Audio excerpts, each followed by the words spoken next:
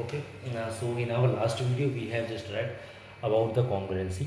ठीक है, तो हमने congruency पढ़ा था, तो नाउ अब हम उसके कुछ एग्जांपल्स देखेंगे यहाँ पे.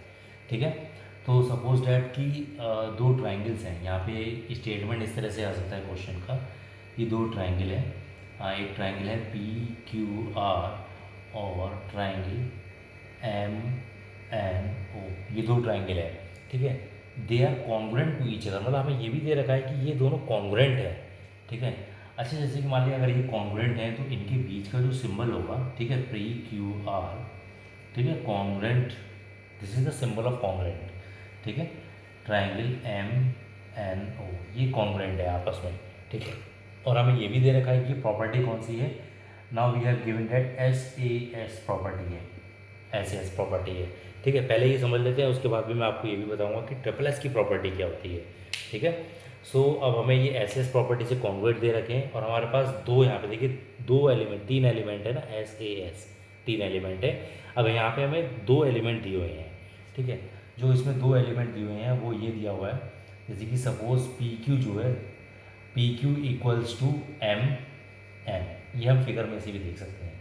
ठीक है, एम एन ये हमें गिवन होगा. जितनी भी चीज़ें मैं यहाँ पे लिख रहा हूँ they already we have given.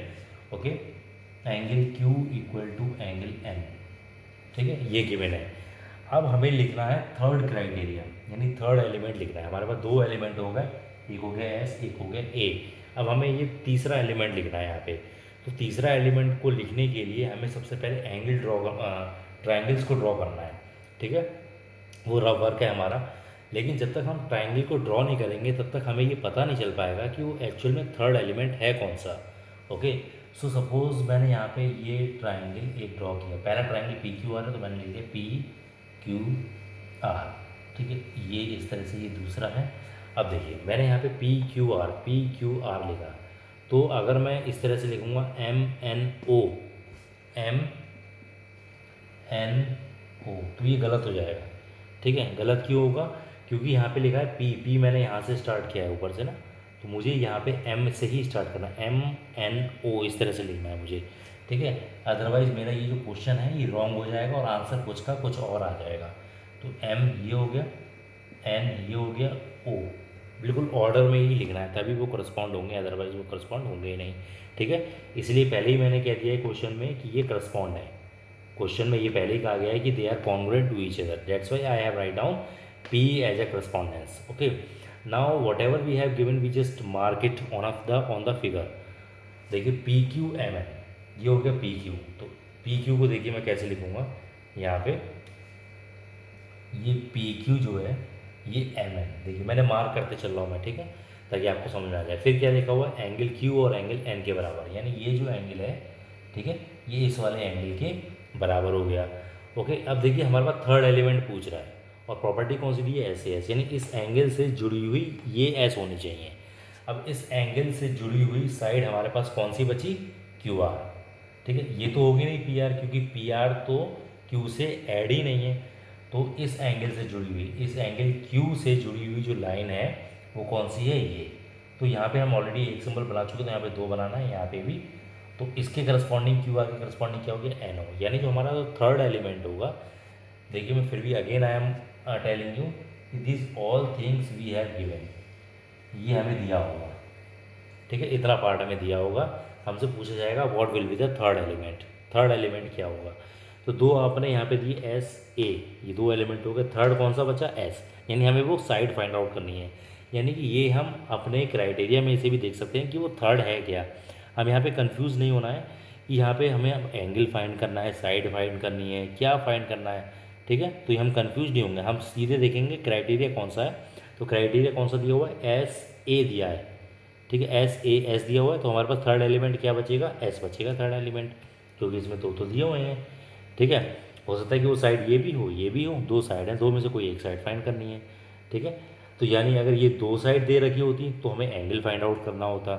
ठीक है, तो ये आपसे क्वेश्चन पूछा जाएगा. तो इसमें थर्ड एलिमेंट क्या हो गया, तो थर्ड एलिमेंट जो होगा वो क्यू आर जो है वो एन ओ के भी इक्वल हो जाएगा, यानी ये थर्ड एलिमेंट होगा.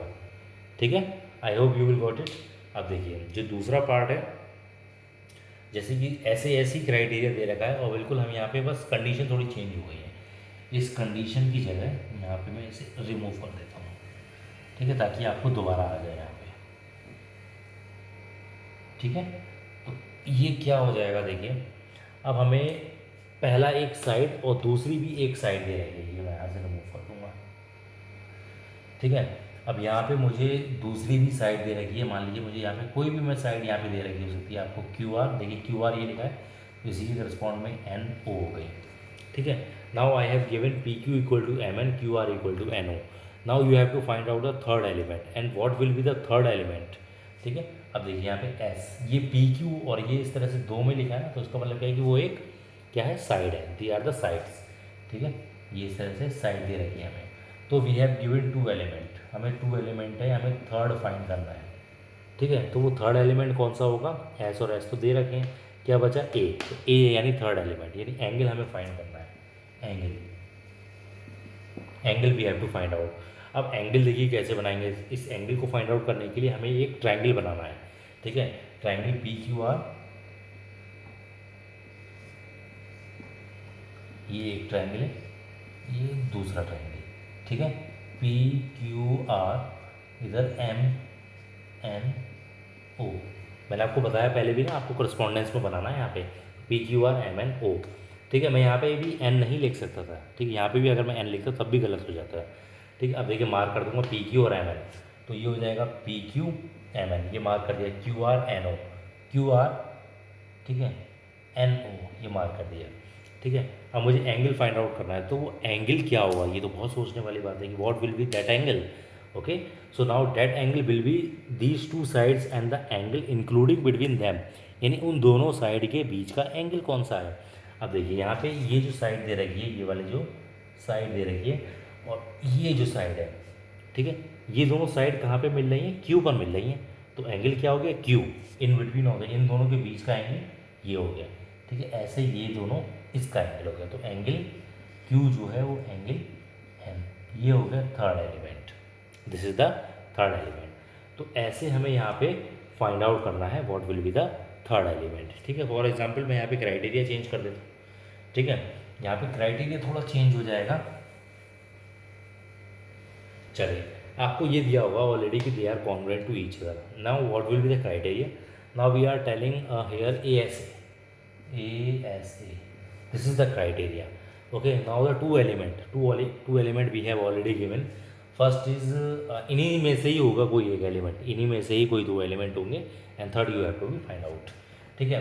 एंगल दिया हुआ है हमें, मान लीजिए सपोज करते हैं कि आर है, ठीक है, तो एंगल आर जो है वो एंगल ओ के बराबर है, भाई क्रम तो करस्पॉन्डेंस में दिया होगा, आर एम ओ के बराबर होगा, ठीक है। उसके बाद एक और क्राइटेरिया हम मान लेते हैं, चलिए यहाँ पे ले लेते हैं एंगल पी, चलिए एंगल पी जो है वो एंगल एम के इक्वल है।